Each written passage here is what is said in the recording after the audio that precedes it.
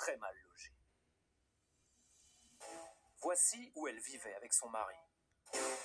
Une ancienne ferme, découpée en appartements faits de briques et de broc. Dans ce bâtiment, elle louait 600 € par mois, un studio de 30 mètres carrés, insalubre. C'était très très très humide, surtout l'hiver. Et la nuit, tu entendais les rats courir. J'étais tout le temps malade à cause de l'humidité, à cause de la moisissure. J'étais vraiment pas bien, il fallait que j'utilise de la ventoline, des corticoïdes. Pratiquement, j'allais chez le médecin presque tous les 15 jours. Au départ, elle a fait les choses dans les règles et déposé une demande de logement social.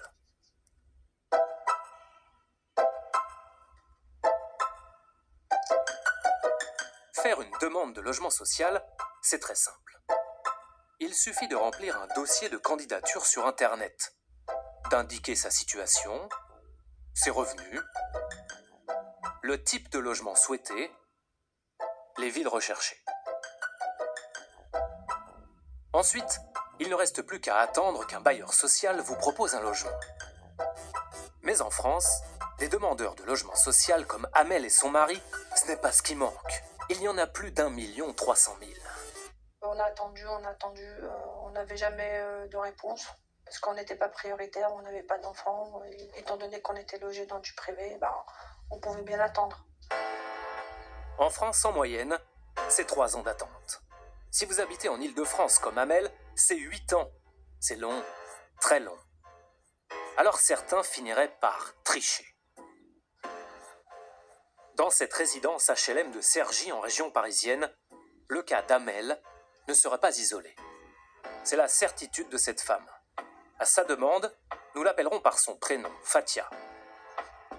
Depuis plusieurs mois, elle est partie en guerre contre ces pratiques qui auraient fleuri dans son immeuble.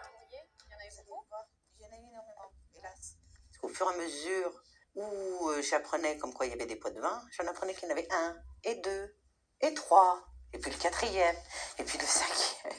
Et je me dis, il y a un problème. Qu'est-ce qui vous révolte dans cette affaire? L'exploitation de la misère. On leur a pris leurs économies. Il y en a qui ont dû prendre un crédit, il y en a qui ont dû vendre leurs biens. C'est pas normal. Depuis quand on donne une enveloppe pour avoir un logement social?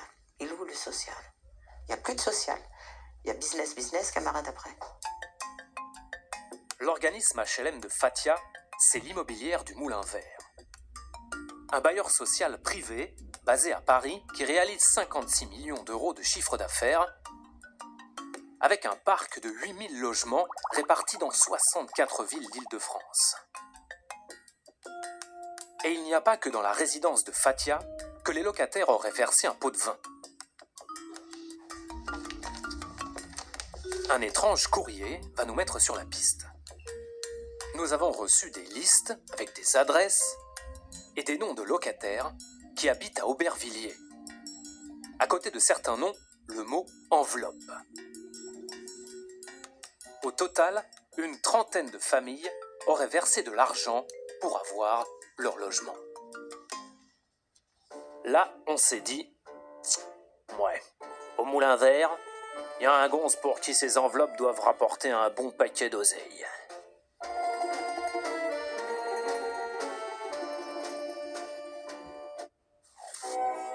Allez, on part pour Aubervilliers, en Seine-Saint-Denis. C'est dans cette ville que nous mènent les listes de locataires que nous avons reçus. Ici, près de la moitié des 80 000 habitants vit en dessous du seuil de pauvreté. Donc la seule manière de le savoir, c'est d'y aller. Avec Fatia, la locataire de Cergy, nous nous rendons dans les immeubles où des enveloppes auraient circulé.